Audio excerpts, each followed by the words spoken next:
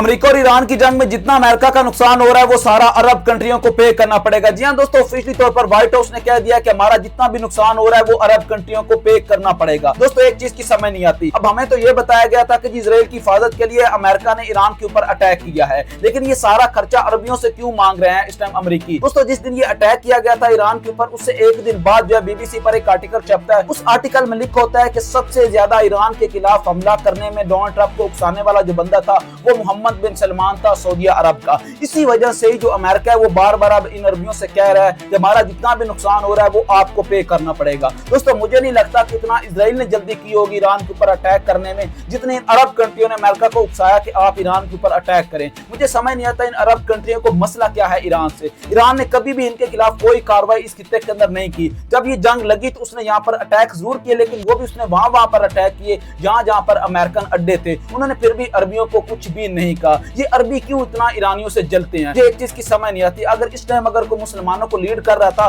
तो पहले अरबी थे, लेकिन अब जिस तरह की ये काम कर रहे हैं, मुझे लगता है कि आने वाले दिनों के अंदर जो मुसलमानों को लीड करने वाला मुल्क होना है वो ईरान होना है। अब कोई भी दुनिया की सुपर पावर ईरान के ऊपर हमला करने से पहले 50 बार सोचेगी, क्योंकि इस टाइम जो अमेरिका का हाल हो रहा है पूरी दुनिया को पता है कि अमेरिका किस तरीके से जलील हो रहा है, और ऊपर से वो अरबियों को भी जलील कर उसने कह दिया है कि एक एक रुपया वसूल किया जाएगा सारा अरबियों से, क्योंकि इनके कहने के ऊपर हमने ईरान के खिलाफ जंग छेड़ी है।